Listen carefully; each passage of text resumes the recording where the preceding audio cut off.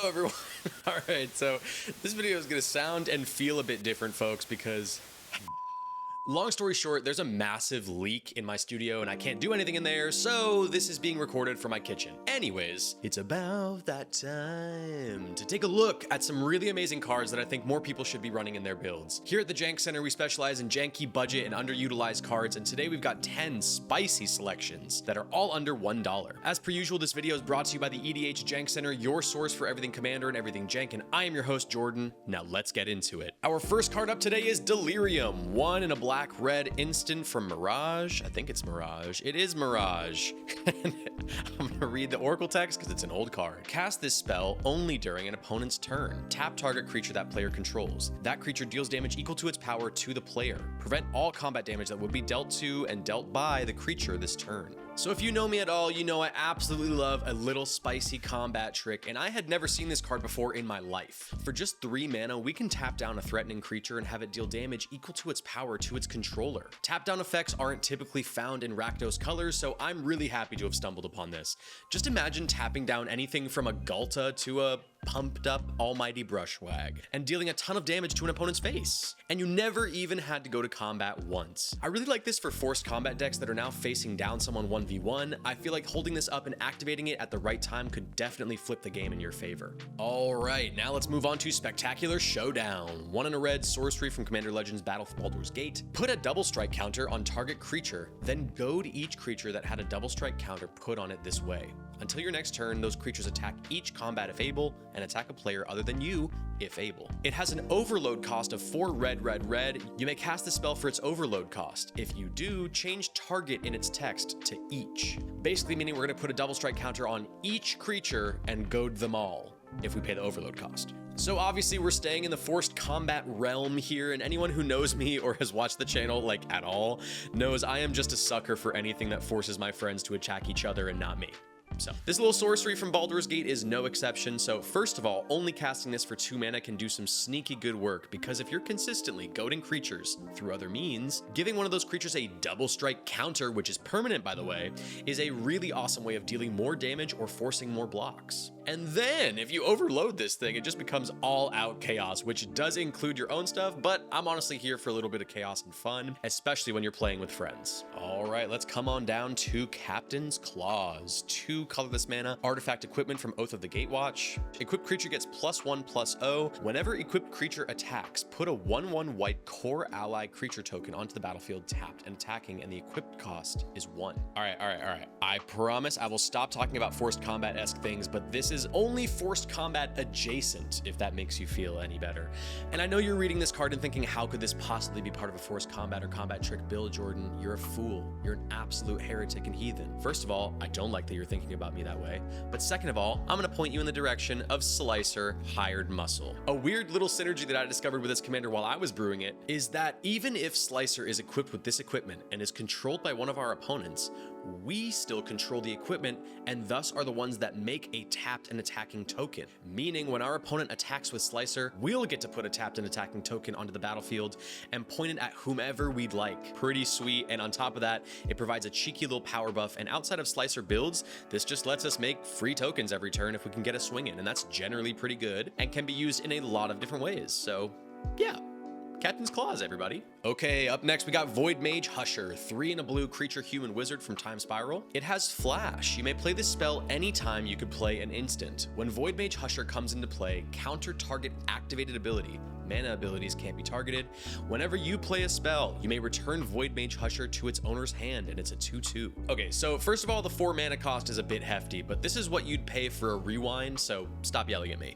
Anyways, our Husher here is not 1 but 2 relevant creature types, meaning there are plenty of ways to reduce its casting cost and would be a welcome addition to any human or wizard typal builds. However, just generally, I enjoy being able to silence a cheeky activated ability, and trust me, there are plenty in a game of Commander to go around. This being a creature also triggers any creature entering abilities, and this card is able to be reused over and over again if we cast spells, which is just how Commander works. Also, this art, all around great card. Let's absolutely get it. Now we're gonna move on to our cheapest card of the day, which is Crawl from the Cellar, 1 black mana sorcery from Innistrad Midnight Hunt. It says return target creature card from your graveyard to your hand. Put a +1/+1 counter on up to 1 target zombie you control. It also has flashback for 3 and a black. You may cast this card from your graveyard for its flashback cost, then exile it. So this little common from Innistrad Midnight Hunt is one of my favorite budget recursion spells, simply for the fact that it can be used twice, and that's utility and versatility, baby. We love to see it.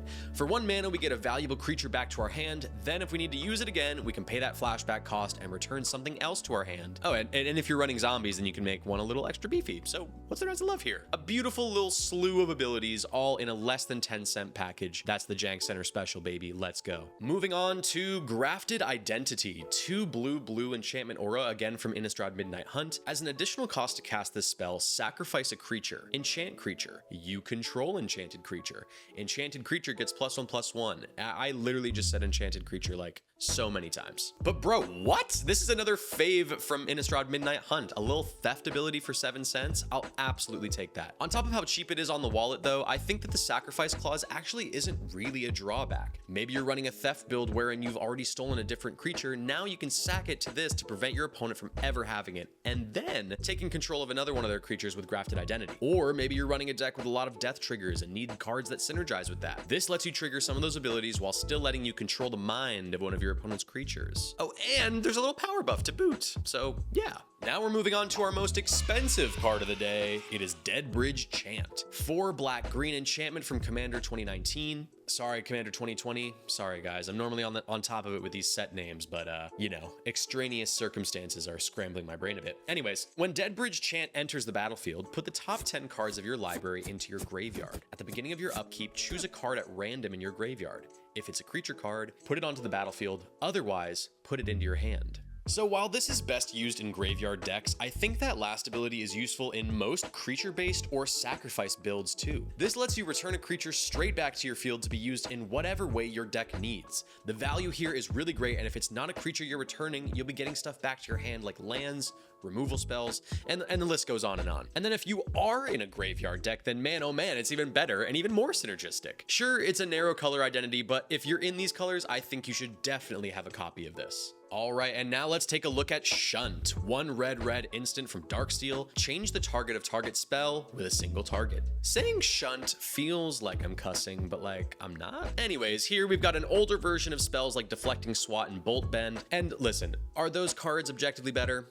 Absolutely, but I wanted to give some love to an older version, and honestly, it's not a bad idea to have one of these lying around to slot into a deck if you don't feel like buying 2 or more copies of Deflecting Swat. One of the missions of this channel is to inspire you to use your bulk bin, my friends. Not everything in your list has to be the most popular staple ever, and I think that makes the game more fun and varied. Wizards has printed thousands upon thousands of cards. Let's use them. Next up, we're taking a look at Might Overseer, 3 and a white creature Phyrexian soldier from Phyrexia All Will Be One. The cheapest version is actually the borderless version, which is what we're looking at today, so I thought that was interesting. If anyone in the comments knows why that is, why some borderless versions of cards are cheaper than the non-borderless, let me know.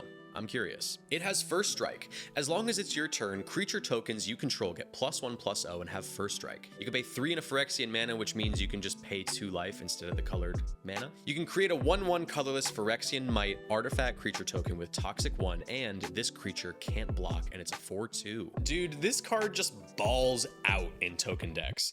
Monocolored means it can easily slot into a ton of different multicolored builds, and for what it does, this is fantastically costed. It's already a 4/2 with First Strike, but it's also an Anthem effect that makes our buffed up token army much harder to block. And then, on top of that, it can generate tokens that have Toxic. All of this for under 50 cents, dude. I'm sold. I'll take 1,000. And you know what else I'd like to have 1,000 of? The EDH Jank Center Discord, which is a public Discord of a bunch of people that love budget, janky, and underutilized cards. We talk about sets, spoilers, cards, budget brews, and anything and everything under the MTG sun. We also host monthly giveaways of fun MTG product every single month.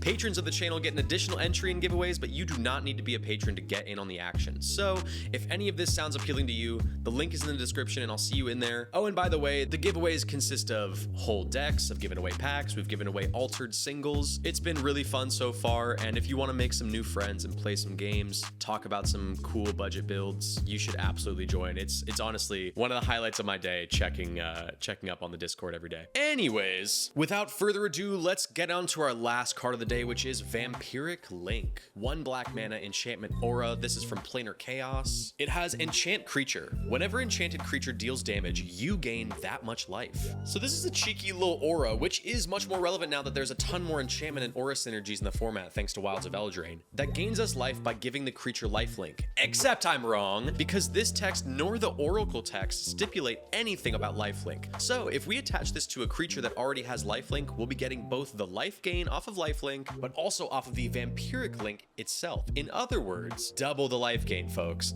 All of that for 1 mana, dude. Let's go. What a great little card. And you know what else is a great little card?